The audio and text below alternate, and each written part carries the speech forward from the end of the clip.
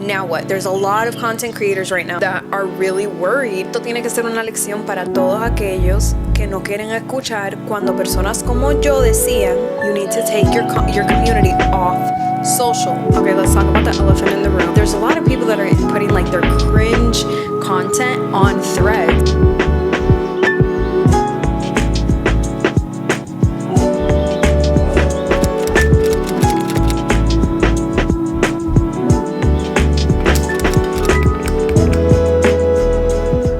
Buenos dias, welcome to the Beastan, where we have another Spanglish vlog.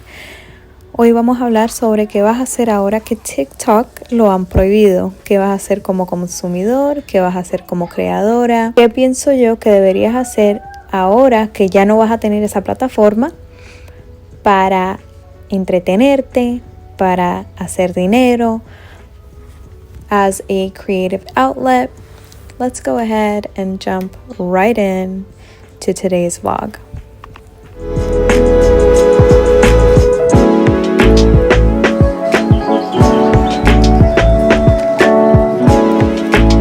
Fruity pebbles to the world and milk. Either way, we don't eat it a lot. I already knew that he wanted to. Stop. You're not awake?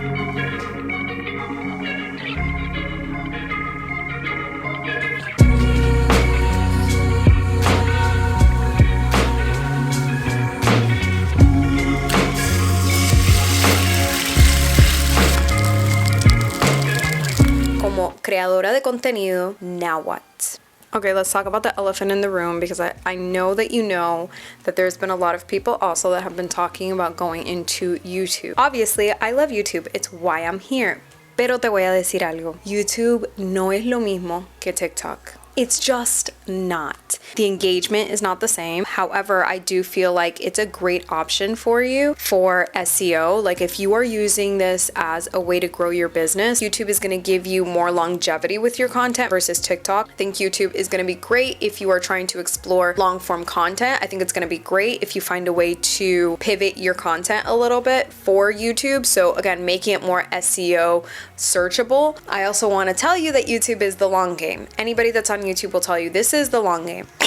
Me quemé la lengua. Of course, like all content, you really want to have a goal in mind as to why it is you're creating what you're creating. I will also say that most people, they repurpose their TikToks into YouTube shorts anyways. Again, you're not going to get the same engagement. It's not going to be the same community as what you're used to on TikTok. But as a consumer, if you're looking for content that is similar to that, I think YouTube Shorts is going to be a great option.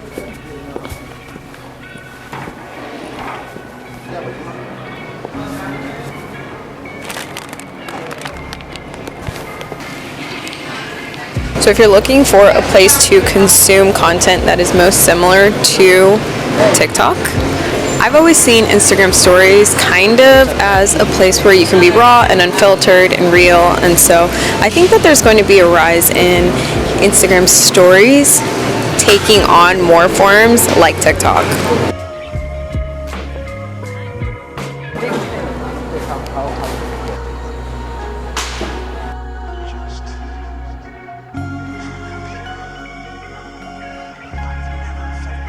Hay gente que piensan que es una plataforma donde you just like waste mad time. Like you're not even really, it's like aimlessly scrolling. But,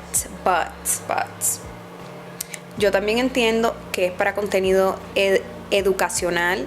Entiendo que es para contenido para entretener, para crear awareness around just like conversations and discussions that are not often talked about. And I also understand that it's a space where you could feel real and raw. And like I talked about, I think that a great place that you can go to is IG stories. I've also seen a lot of people like Jacqueline Gibbs, I think her last name is. I'll link her stuff over here, who is actually transitioning into using Threads. There's a lot of people that are putting like their cringe content on Threads and really trying to build a community on there. So I think that that could be another really great option for you. As a content creator, every single time that you create any piece of content, every single time that someone comes across your videos, your photos, you're inviting them into your world at some capacity, meaning that you're the one that's creating that experience. And one of the biggest complaints that I've seen is, well, now I can't really be myself, or now I can't be this, or now I can't be that. Actually, you could be whatever you want to be because it's your page, it's your space, it's your world, again, that you are inviting them into. And so I want this to serve as your permission to create the type of content that you want to be creating. Don't depend on a platform to give you that permission. You have every right to create whatever it is that you want to create because it's your world and everyone else just gets to live in it. Let's finish doing laundry.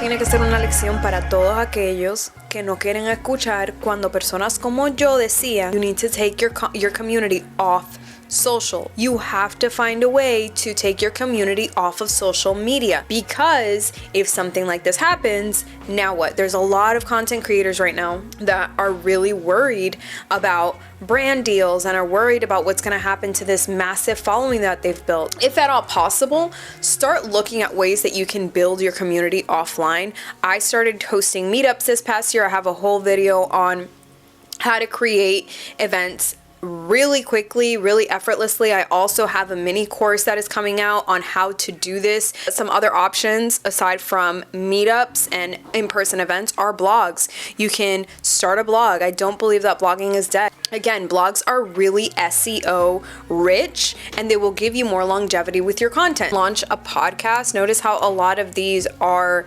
one, long form, but also they're ways that really get you in front of your audience at a deeper capacity. And so I think that these are just great options for you. You can start taking your email list more seriously. If you follow me on socials at all, you know that I am an advocate for email marketing. I love email marketing. It's something I've really been focusing on in the past year, and it has completely shifted my business, but also really shifted what I'm able to do. I'm more excited to come into work because I don't feel like I need to solely depend on social media, because people in your wait list, in your email list, are hot leads. So it's just an easier conversion. And then, like I talked about, offline community building. I have an entire course called From Underthinking to Execution that is launching soon, $57 to teach you exactly how to go from this idea that you have for a meetup, for a retreat, for a conference, for an online summit. I've done them all.